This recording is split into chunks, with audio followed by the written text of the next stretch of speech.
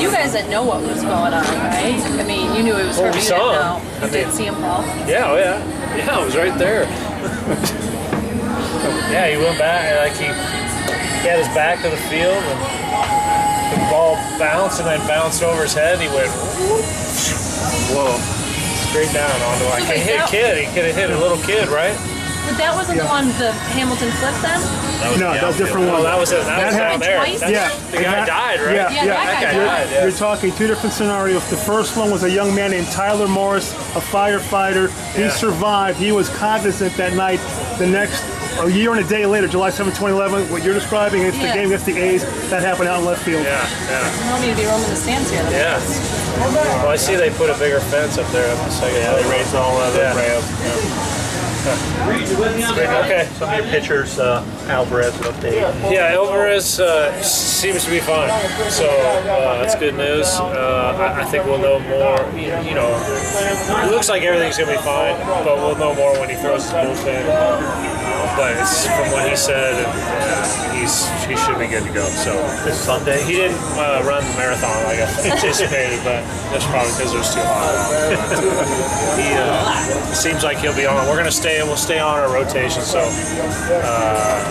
Baldy will throw Friday, Turner will throw tomorrow. So we'll stay on our rotation. Kohler does have an extra day rest. For whatever reason, his splits are really dramatic when you look at a normal 4 days versus the extra 5 days. Does that throw a pitcher off? Is there anything to that at all? I don't know. I think it's probably just depends on the guy. I think most guys are used to that, staying on that 5 days or whatever it is, their normal rotation. And I think sometimes maybe it just gets them a little bit out of whack. But with young guys, I mean, I feel like any chance we get to give them an extra day here or there benefits them in the long run. Even though it may mess with their schedule a little bit, but I don't know really how to explain that or what it is. It's just one of those baseball things that just happens in the game, I guess. Update on Furcal. I mean, he's been doing. Yeah, Furcal's progressing from what I've heard. I saw last night he had a couple hits, stole a base, so he's doing really well. He's going to play these next couple days in Jupiter. The report I got was that it was for logistic reasons, so I'm not sure what it was, travel or whatever, but he'll be in Jupiter the next couple days. And Salty was cleared for baseball activities, so he took 25 swings from the left side, from the right side, played catch, and road bike. So he'll be on a day-to-day progression just to make sure that he doesn't have any symptoms come back or no headaches or anything like that. So as far as the time frame, I don't really have a time frame. Kind of depends on how he feels as he continues to progress through the baseball activities. Is he in Jupiter right now? He's in Jupiter. Yes. You still thinking he's probably going to play a couple games down there before he comes back? I would think so. And like I said, I don't know exactly when that's going to be or how long that'll be. That's kind of dependent on him and as he goes over these next few days of how he feels as he starts swinging and hitting and all that stuff, throwing. As his baseball activity progresses, we'll see how he feels. Justin is the DH again, the way he played in Tampa. You feel like he earned that spot? Well, I think just to get another left-handed hitter in the lineup, and in this ballpark, anybody with some power can change a game here. So felt like a good opportunity to get him in there and get another lefty in the lineup. Texas tonight gets to enjoy a treat with a young man doing special things for you this year, and John Carlos Stanton. Yeah. What is it about him that makes him so special? Well, there's a lot. I mean, obviously his tools and the type of player he is, but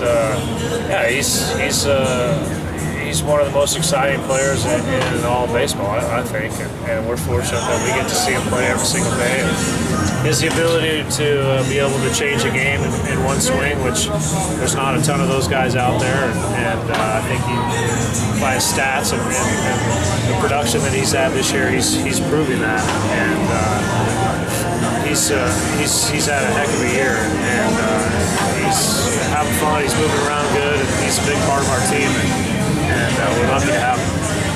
You mentioned a little bit about this park and the way it plays. They've had like 17 runs last night. Yeah. So for fans that don't see a lot of games from this ballpark, what can you tell us? Well, it is typically high-scoring games here, and the ball carries here, and I don't think you ever feel like you're out of the game here. You can put up some big numbers rather quickly, and on both ends. So you gotta stay with it. You gotta keep battling and keep putting together at bats and try to add on as many runs as you can, because in my experience here, you can't ever have enough runs. Do you know the significance of this place to your career? I don't. I was looking up the other times that the Marlins have been here, and I noticed that there was a blowout in 2003 that you I played third base. Yeah. Yeah. And it was the only time you appeared at third base in your career. Yeah. Oh yeah. Yeah. Jack threw me out there, and we were getting blown out. I played 2 innings out there. Yeah. Didn't get a ball, thank God.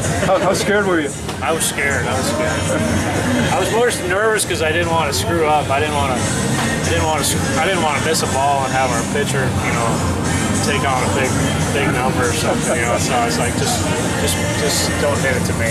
You didn't get a ball your way? I didn't get a ball, no, thankfully. Yeah. It was neat though.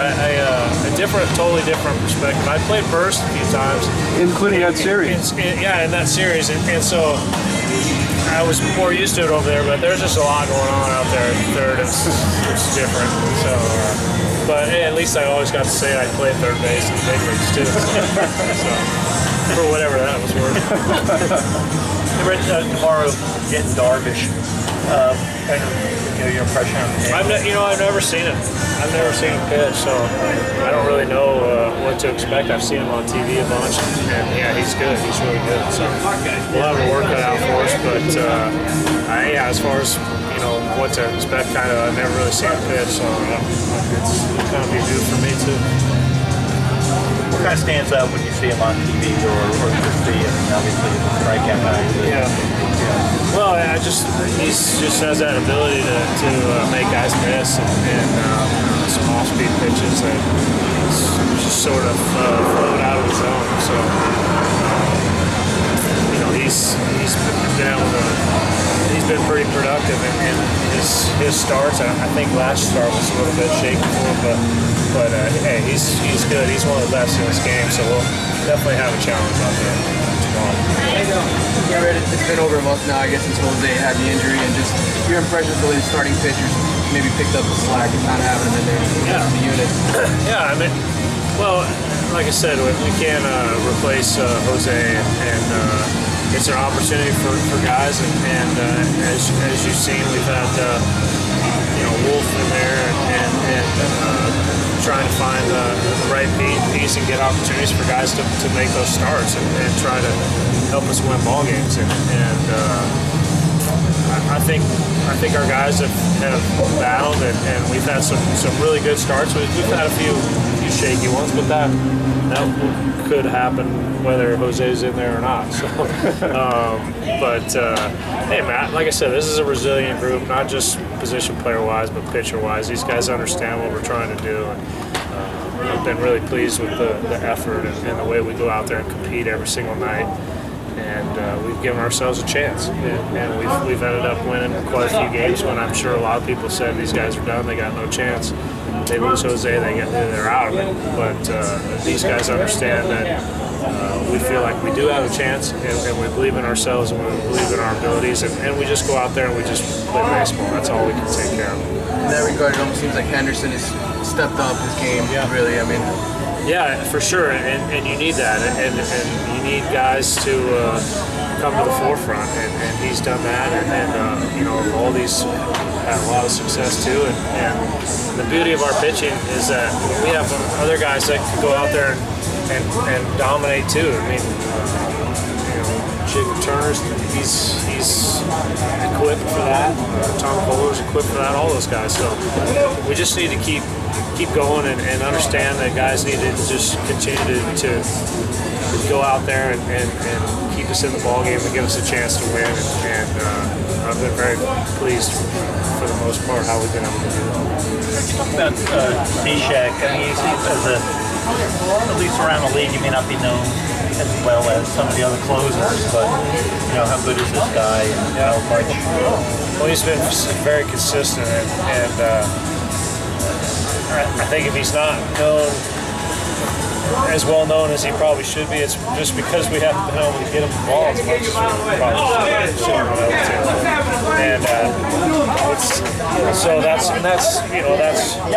just the part of baseball, right? But I think people understand how good he is, and he may not get talked about as much as some of the other closers, but man, we sure are lucky to have him, and I feel good having him down there and knowing what he brings to the ball club and how important he is. I think you talk about how important it is to have a closer, and for when you have opportunities to win ball games, to be able to bring that guy in and have him lock down that win. That's huge. Let's talk a little bit. I mean, obviously last year your situation was what it was record-wise, but now when you guys are right there, and he knows when he goes out, the Magnet's going to hold these games. That's how much fun it is. How much you see it from your closer. When you start winning ball games, I mean that changes everything. It changes the way the attitude and the approach for everybody. Everybody understands what we're trying to do. That we've been winning some games, and it definitely ramps up the energy level and the aggressiveness as far as the team. And when you understand that everybody's relying on you, and that's not just for the closer, but for hitters, position players, the starting pitchers, bullpen, everybody.